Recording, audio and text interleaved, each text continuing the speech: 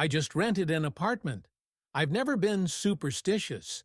You know, this man who knocks on wood or is afraid of black cats. I have always believed that life is just a series of coincidences, and there is no mysticism in it. But damn it, after everything that's happened, it's hard for me to keep believing that. This story started when I moved to another city. Nothing special, just a new job, new streets, new people. I didn't have much money, so I was looking for a cheaper place to live. The usual option is an old apartment with furniture, the owner of which rented it for pennies. The advertisement stated that the apartment had been empty for a long time but was in good condition. I called the number, and the man on the other end of the line answered right away. His voice was kind of indifferent. It's like he doesn't care if I take it off or not. "Yes, come and look at the key under the mat," he said, and dropped it. I was still surprised at the time, but I didn't think much of it. The apartment was normal. A little old renovation, but nothing criminal.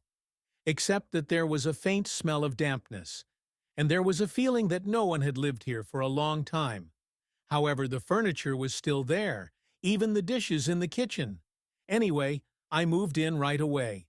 Everything was quiet for the first couple of days. And then it started. The usual little things. The cabinet doors are open, which I definitely closed.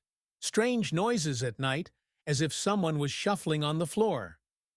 I attributed it to the drafts and my own carelessness. But one day I woke up in the middle of the night because I felt the mattress bend slightly next to me. It was as if someone had sat down. I abruptly turned on the light. Of course, there was no one there. I laughed at myself and decided that it was just a trick of my mind, but the feeling remained. It was as if the air next to me was thicker than it should be. The next morning, I found the bedroom door open, although I definitely closed it before going to bed. Gradually, what was happening began to gain momentum. Things were changing their place. The lights sometimes turned on and off by themselves, and one night I heard something fall to the floor with a thud in the kitchen. I went out there and froze. All the cupboards in the kitchen were wide open, and there was a cup lying on the floor smashed to pieces. It wasn't my cup. I've never seen her before. I tried to explain it to myself logically. Maybe an earthquake, a draft, sleepy delirium? But deep down, I already knew it was something else. And when I woke up one night to the feeling that someone was whispering right in my ear, I realized it was time to move out. But, as it turned out, it was not so easy to do it. I packed my suitcase and decided to call the landlord right away to inform him about my departure. But the number no longer existed. I called back over and over, but I only heard short beeps. I had a strange feeling, as if I was stuck in this apartment. That evening I decided to spend the night at the hotel. However, when I went outside, it seemed to me that the city had become different. I couldn't figure out exactly what was going on, but the streetlights seemed too dim, and the passers-by unnaturally silent. I hurried to the nearest hotel and rented a room. I had a nightmare last night. I was in that apartment again, but now it was dark, and someone was standing in the corner. A tall, blurred figure without a face. She didn't move, but I could feel her eyes on me. And then she spoke. "You shouldn't have left."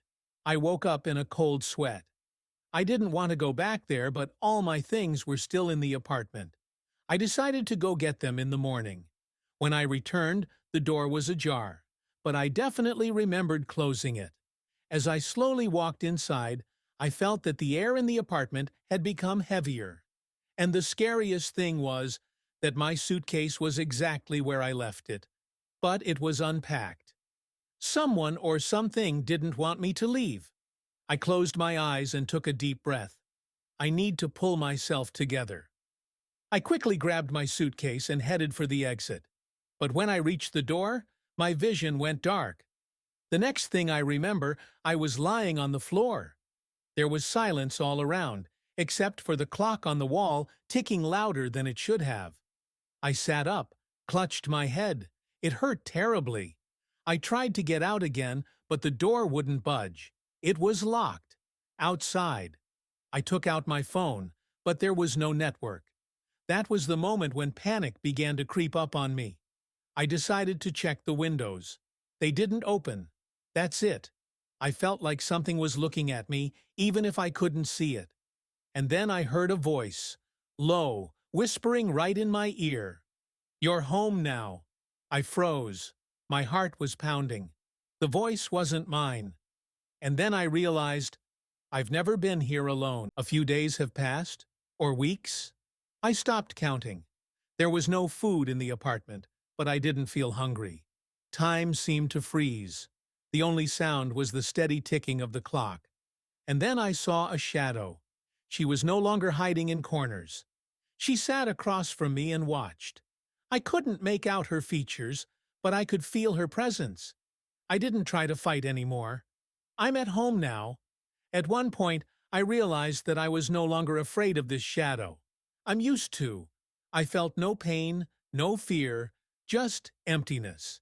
Everything became familiar, as if I had always been here. Sometimes I feel like I've become a part of this apartment. I'm becoming an integral part of it, and it's absorbing me more and more. I haven't seen the days or nights pass, and I don't know what's going on outside of it. Only sounds. The clock is ticking, the sound of creaking doors. And then there's this shadow, which I think has become more pronounced.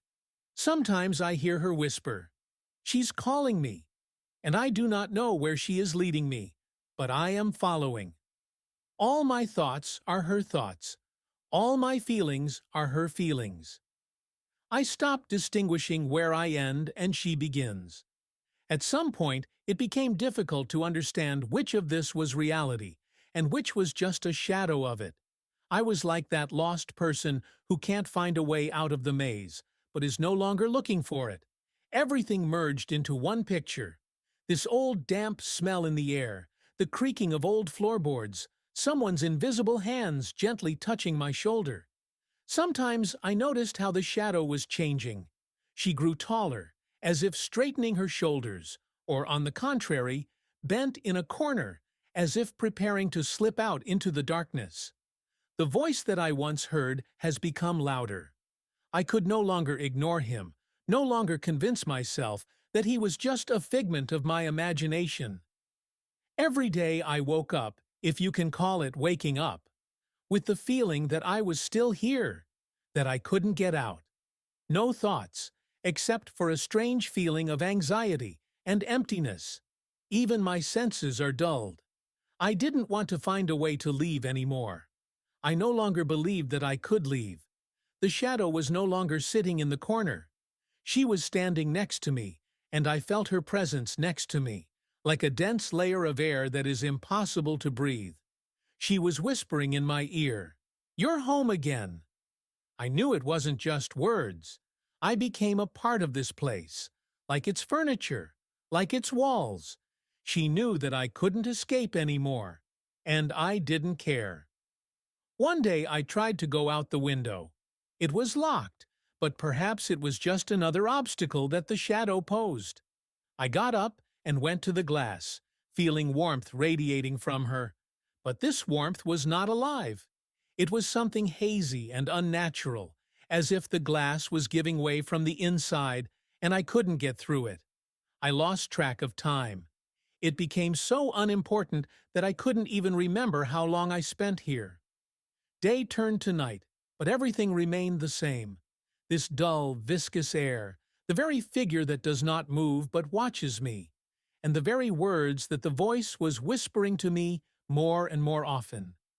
"You're home now." I didn't doubt it anymore. I wasn't alone. I was with her. I became a part of this apartment. Its being, its breath. She was everywhere now. In every crack on the walls, in every creak of the doors, in that strange smell of dampness. And maybe she was waiting for me to finally realize that I had never left her. I've always been here. The sound of water in pipes, the sounds of footsteps in empty rooms. Everything seemed to be part of one big cycle. Time didn't make sense. The clock was no longer ticking. It was just a sound that I heard in the silence, in the void. There was no day or night in this place. There were no living or dead. It was just me, this apartment, and the shadow. I didn't know how long I'd been here. I didn't know what would happen next, but I knew one thing. I had become a part of it, and I would not be able to get out. Now I'm not moving either. The shadow grows with me. We are all here as a threat hidden in peace. I'm not afraid. I can't be afraid. I just am.